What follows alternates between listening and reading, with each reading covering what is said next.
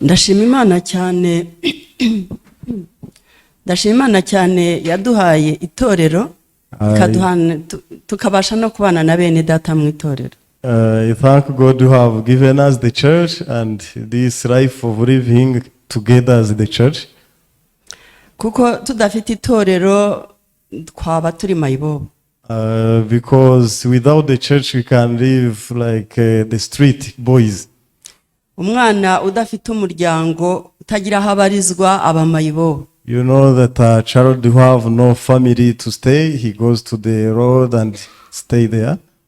Impamvu mbivuze nuko muri iki cyumweru numvise narahawe imigisha myinshi cyane biciye mu itorero. I say this because within this week I have realized that I was blessed much through the church.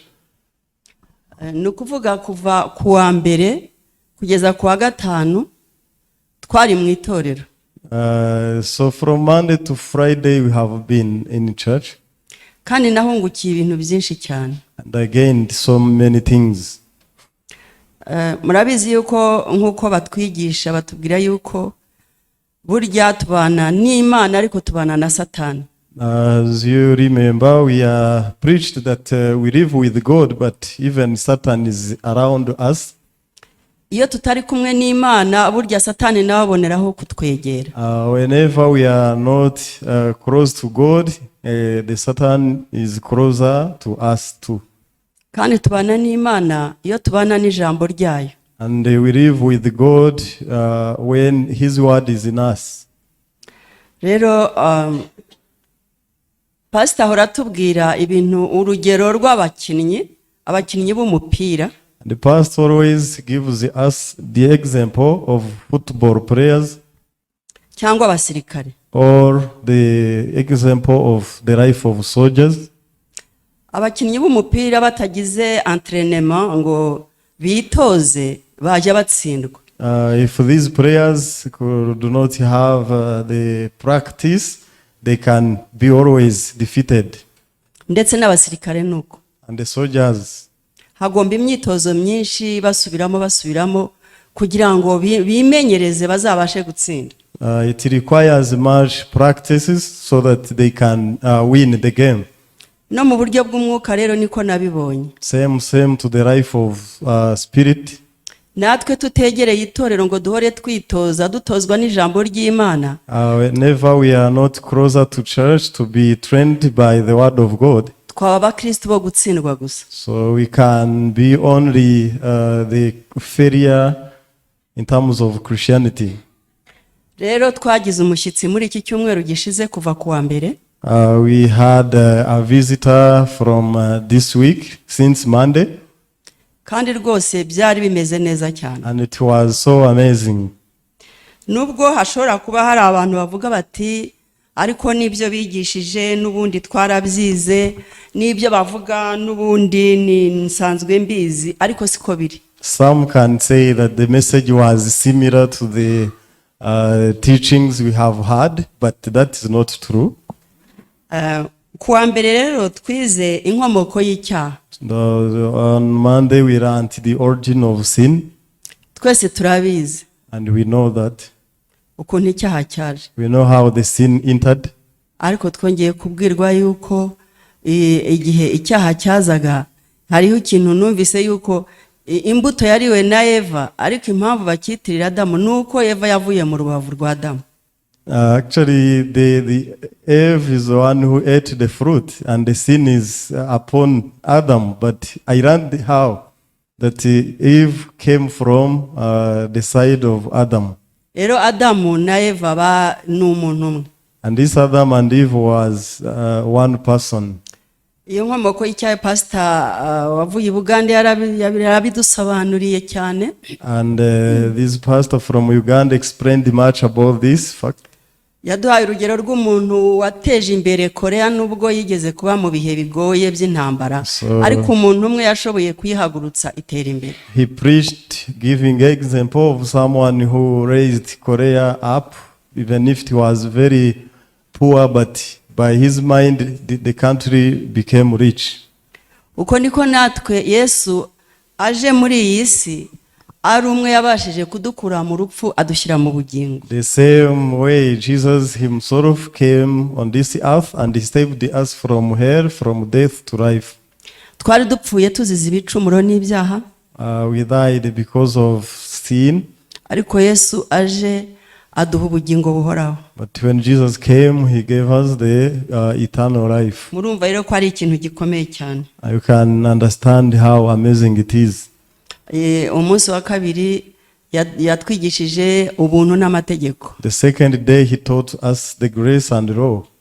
Na mu gitondo twize ku buntu byari bimeze neza cyane. And this Sunday morning we learned about the grace. It was also amazing.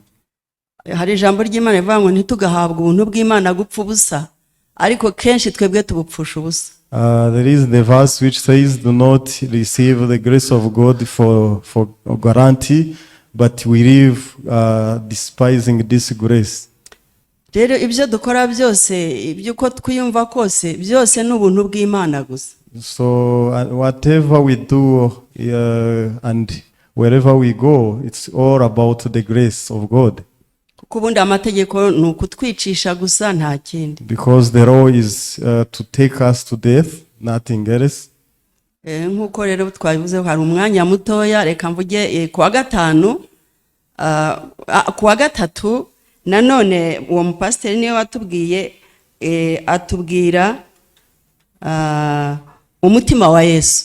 And the third day, it was Wednesday, the preacher mentioned about the heart of Jesus. Sinabasha no kubivugaho kuko ni ibintu namwe mwumva birakomeye cyane. Umutima wa Yesu kuri twebwe ni ikintu kigari cyane.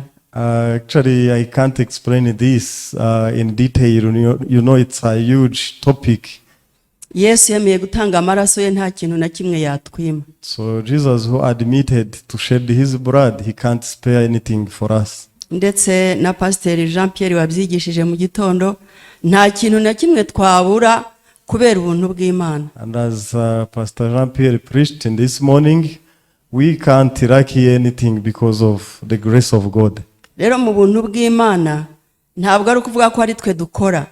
So in terms of the grace, it means we are not the subject. Twahawe byose ni ukuvuga mu byo twahawe byose twahawemo no gushobora guhatana. And then something we received from God, this spirit of challenge is included. Kuko guhatana si ibyacu. Because challenging, it is not our thing. Ariko Yesu aduha guhatana, tugahatanira ijambo ry'Imana, tugahatanira kubaho mu neza mu buryo bw'umwuka, cyane cyane tugahatanira umunezero. Jesus gives us the spirit of challenging. We challenge to live in joy and to live preaching and living the life of Christian. Ndibaza yuko mu bintu byose bibaho amafaranga menshi, amazu meza, ibintu byiza twese turabyifuza. So I know that we all desire the good things. Ariko ibyo bintu byose bibuzemo ibyishimo, iyo bibuzemo umunezero, byose bigupfira ubusa. But when you are lacking joy and happiness, whatever you may own, it is in vain. Ariko iyo uri muri Yesu, iyo ufite ubuntu bw'Imana, iyo ukurikira inama, iyo ukurikira ubuyobozi bw'itorero ukaba mu mwuka umwe n'itorero, ni ukuvuga uwo munezero urawugira. But when you are living the same spirit of the church, you live with the joy and the happiness. Kandi ibyo bintu mbitanze ubuhamya kuko bijya bimpa imbaraga cyane. And I testify this because this provides me the power always.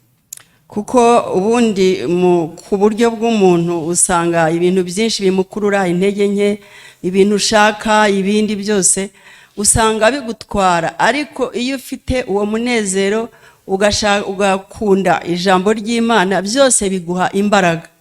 Sometimes we are caught by the weakness, the laziness, but whenever you are having the joy from God, this gives you the power to overcome everything. Uko niko nanone kwa gatanu muri devotion batwigishije muri imigani 12 babivuze. The same way we learned in devotion day on Friday in the book of Proverbs. batubwiye ibintu byo kugira ubwenge ndetse no gukiranuka. We learned about the wisdom and righteousness. Ariko ibyo byose tubihabwa n'Imana. But we receive all of these from God. Ubwenge tubuhabwa n'Imana. We receive the wisdom from God. No gukiranuka tuguhabwa n'Imana, si twe tubyiha. And the righteousness as well. Ariko udakurikiye nyine utabonye ubwo buntu bw'Imana ngo buguhe guhatana, buguhe no kubigeraho, ntacyo washobora. But if unless you receive the grace of God to fight for this, you can't. Rero iki cyumweru ndumva byafata umwanya munini, nabonye imigisha myinshi cyane, nabonye Imana ikora ibintu byinshi, no mu buryo busanzwe kuba wahura n'umuntu ukamuguriza ubutumwa bwiza akakira. Ibyo byose ni ibintu bitera umunezero. I received much blessings within this week, like meeting people, I preach the gospel to them. All of these brings joy in our lives. Gutanga ubuhamya gutya si ukugira ngo turatende imirimo y'Imana yadukoreyemo, ahubwo no kugira ngo namwe nyine mu mitima mukanguke, muvuge mutireka natwe koko tugerageze turebe ko ibyo bintu yo munezero nanjye n'ibyishimo n'izo mbaraga nanjye nabigira. Testifying like this is not to boast ourselves that we received much from God, but is to awake you to also challenge and experience the same. Rero ndumva nagarukiriza aho ngaho gusa, abantu baba bahombye ibyo bintu niba koko bashaka Imana bakibwira yuko bazagira icyo babona ku cyumweru, rwose bazaba bahombye. So I will stop by here, but do not expect the blessings of Sunday only. Iyo uriye gakeya urananuka. When you eat tomorrow, you become thin. Natwe niturya buhoro buhoro ibiryo bikatunanira, uzasanga twananutse mu buryo bw'umwuka. So if we do not eat enough regularly, we shall be also thin in terms of spirit. Reka rero dushake apeti mu ijambo ry'Imana. Let's look for appetite.